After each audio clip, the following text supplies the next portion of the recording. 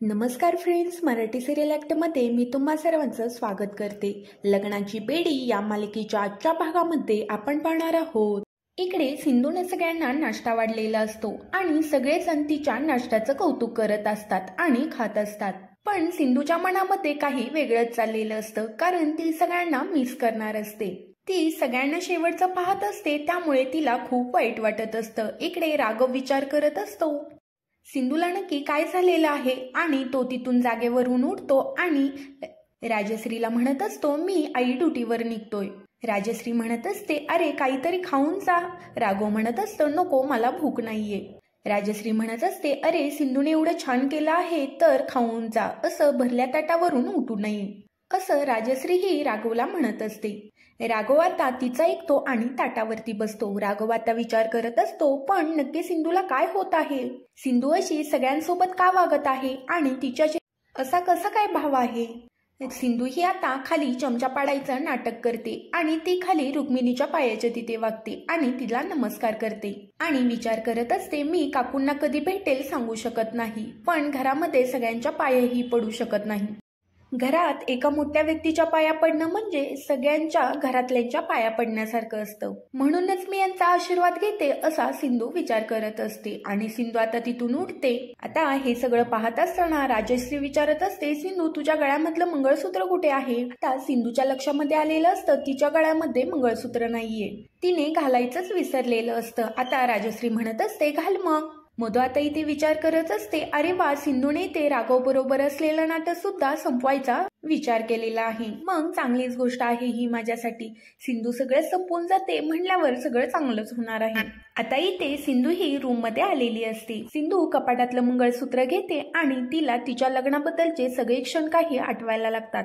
सिंधू ते बाहेर घेऊन येते. राजश्री म्हणत असते, अगं सिंधू, मी तुला घालायला सांगितलं होतंस, पण तू बाहेर घेऊन आलीस. ठीक आहे, काही हरकत नाही. राघवच्या हातामध्ये राजश्री मंगळसूत्र देते आणि राघवला म्हणत असते, राघव तर तू सिंधूच्या गळ्यामध्ये घाल. राघव म्हणत असतो, कशाला आई हे? त्यावर राजश्री म्हणत असते, अरे घाल ना, तुझीच बायको आहे ना. बायकोच्या गळ्यामध्ये मंगळसूत्र घातलं म्हणून काय झालं, असं म्हणून ती आता राघवला कन्व्हिन्स करत असते की सिंधूच्या गळ्यामध्ये मंगळसूत्र घाल. इकडे आता राणीचा चेहरा पडलेला असतो. राघव आता आईच्या विनंतीला मान देतो आणि मंगळसूत्र घालण्यासाठी तो उडतो. राघव आणि सिंधू हे दोघे एकमेकांकडे बघत असतात. आता राघव हा सिंधूच्या गळ्यामध्ये मंगळसूत्र घालतो. राजश्री आता नेहमीप्रमाणेच हाताने दोघांची दृष्ट काढते. रुक्मिणी आता हे सगळं काही पाहत असते आणि मधूप्रमाणेच तिला काही आवडत नाही. सिंधू आणि राघवला दोघांनाही लग्नाचे क्षण आठवत असतात. दोघांनी एकमेकांबरोबर कसं जबरदस्तीने लग्न केलं आहे ते त्यांच्या डोळ्यासमोर येत असतं आणि घरातले सगळे रीतिरिवाज त्यांना आठवत असतात. राघव आता जागेवर जाऊन बसतो. ते दोघेही एकमेकांपासून दुरावले गेलेले असतात. सिंधू आता घराच्या बाहेर पडते. राघवने घातलेलं मंगळसूत्र तसंच तिच्या गळ्यामध्ये असतं. त्यानंतर ती तिथून बाहेर पडत असते. बाहेर पडत असताना तिला घरातल्यांची सगळ्यांची खूप आठवण येत असते. सिंधू आता घराकडे मागे वळून पाहते. तिला सगळ्या जुन्या आठवणी आता डोळ्यासमोर दिसत असतात. ज्या वेळेला सिंधूचं नवीन लग्न झालेलं असतं त्यावेळेला राजश्रीने तिला खूप समजून घेतलेलं असतं. त्यांच्यामधील काही घडलेल्या सगळ्या गोष्टी, सिंधू राघवचा रिसेप्शनचा डान्स, त्यानंतर राघवने सिंधूला कॉलेजमध्ये गुलाब देऊन जे प्रपोज केलेलं असतं ना, ते काही सगळं तिला आठवत असतं. त्यामुळे ती खूप रडत असते. फायनली ती आता ती बॅग घेते आणि तिथून निघून जाते. तेवढ्यातच तिथे आता मधू येते. मधूने हे सगळं पाहिलेलं असतं. आता इकडे राजश्री ही किचन मध्ये आलेली असते. ती किचन मध्ये फेऱ्या मारत असते आणि विचार करत असते, मला एवढं अस्वस्थ का वाटत आहे? कालपासून माझं मन खूप अस्वस्थ झालेलं आहे. तेवढ्यातच तिला आता एक टोपाजवळ चिठ्ठी दिसते आणि त्या चिठ्ठी ती उघडून पाहते. त्या चिठ्ठीमध्ये लिहिलेलं असतं, आई मी हे घर सोडून चाललेली आहे. सॉरी, मला हे करावं लागत आहे, पण मी तुम्हाला सांगू शकत नाही की मी हे का करत आहे. जमलं तर मला माफ करा, तुमची सिंधू. असं सगळं काही राजश्री वाचते आणि राजश्री बाहेर येते आणि सगळ्यांना सांगू लागते. सगळ्यांना म्हणू लागते, सिंधू ही घर सोडून गेलेली आहे आणि सिंधूने ही चिठ्ठी पण लिहिलेली आहे. असं ऐकल्यानंतर सगळ्यांना आता खूपच मोठा धक्का बसलेला असतो. राया म्हणत असतो, थांब मामी, तू अशी घाईने निर्णय घेऊ नकोस, आता जरा थोडंसं थांब. राया म्हणत असतो, सिंधू घर सोडून गेली आहे ते तुला हे सगळं कोण बोललं? त्यावर राजश्री म्हणत असते, सिंधूने हे सगळं ह्या चिठ्ठीमध्ये लिहून ठेवलेलं आहे. रुक्मिणी आता म्हणत असते की ही मुलगी मूर्ख आहे का?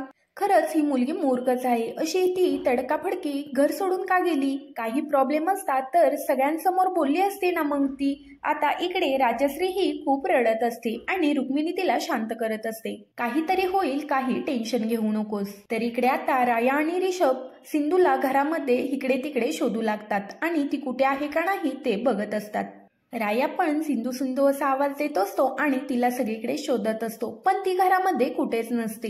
सिंधू इकडे रिक्षामध्ये बसलेली असते आणि रिक्षामध्ये बसलेली असताना तिला लग्नाचे सगळे क्षण हे आठवत असतात. राघव हा तिची कशा प्रकारे काळजी घेत होता आणि अॅनिव्हर्सरीचं ते सगळं काही, हे सगळं तिला आठवत असतं आणि तिला खूप दुःख झालेलं असतं. आता ती विचार करत असते, मी हे सगळं स्वतःहूनच घर सोडून जाण्याचा निर्णय घेतलेला आहे. मग मला एवढं अस्वस्थ का वाटत आहे आणि एवढी राघव सरांची का आठवण येते? हा निर्णय मी स्वतःच घेतलेला आहे, तरी पण मला एवढं बेचैन का होत आहे? त्यानंतर इथे रिक्षावाला हा रिक्षा चालवत असतो. सिंधू रिक्षावाल्याला म्हणत असते, तुम्ही असं रिक्षा चालवत असताना फोनवरती बोलू नका, हे कायद्याने योग्य नाही. आता रिक्षा चालवत असताना समोरून एक बाईकवरती एक मुलगा येतो.